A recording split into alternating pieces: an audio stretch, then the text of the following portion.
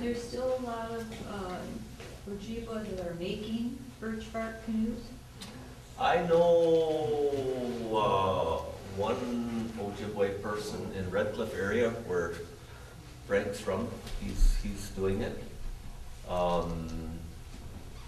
I do it. There's been efforts by my brother from Red Cliff. What he's been doing is he's been in the area of teaching now. He's gotten to that area of teaching now. He's been teaching it probably for 8 years now. And what he's done is he's gone to a number of Ojibwe communities, and he'll be in a community like this summer. He's in Fond du Lac again. He was there last year, and he'll spend 4, 5, 6 weeks in a community. And what he's trying to do is he's trying to make sure that the art form is kept going in those areas. So traditionally, canoe building was a group experience. Everybody in the group participated in that process. And so if you've got 10 or 12 people in a group, then you can produce a birch bark canoe quite quickly. If there's one person working on that canoe, it's going to take a little while longer. Any other questions? Yes, I ma'am. was just going to say, don't you think that that's true of all of our cultures? Years ago, people were more of a community, and I mean, I am old, but not so old that that it's ancient. But I mean, when where I grew up, we would get to our grandmothers and the Right. aunts and uncles would get together, and we'd can all the stuff from the garden, or Right. we'd do things so Yeah. that Somewhere along we don't the do that way, as much anymore. somewhere along the way, we became the go it alone people. Mm-hmm. And in today's modern world, most people go it alone. Oh, let's take care of that myself. You know? And even within our immediate families are also starting to kind of drift apart. And so it's our responsibility, I guess, is to try to maintain and strengthen those ties, because it's important. It's important. And, through the strengthening of those relationships, it makes us stronger as people. Any other questions?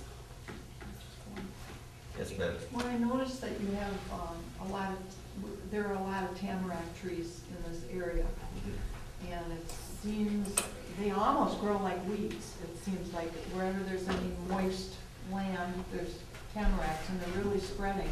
Is there anything you use that wood for, or? Mashpiguate is what we describe it in our language. Mashpiguate. Tamarack is a very strong tree. It's a very strong tree. Like today, like there's I'm looking at Dave back there. But Dave is one of our knowledgeable rice makers in the community, and I know in our community there are some that will use either black spruce, some will use tamarack, but what they use it for is push poles that are used for propelling the canoe forward through the rice beds. I myself use black spruce, but I know I have seen some use tamarack in the past. So tamarack is used by some people for that purpose.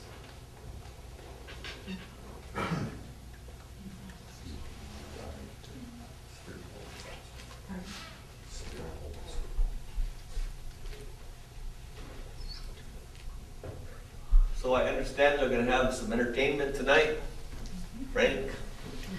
Not sure what time. I understand there's going to be a meal tonight. So I guess we're scheduled to go until. Well, maybe we want to take a quick break and stretch your legs, and then Frank, would you like to get set up to play? Really?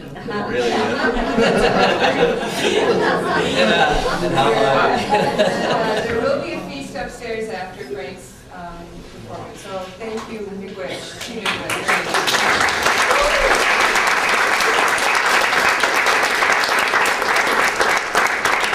And the artists will be joining us, so you can speak to the artists, at the feast and learn more about their beautiful work.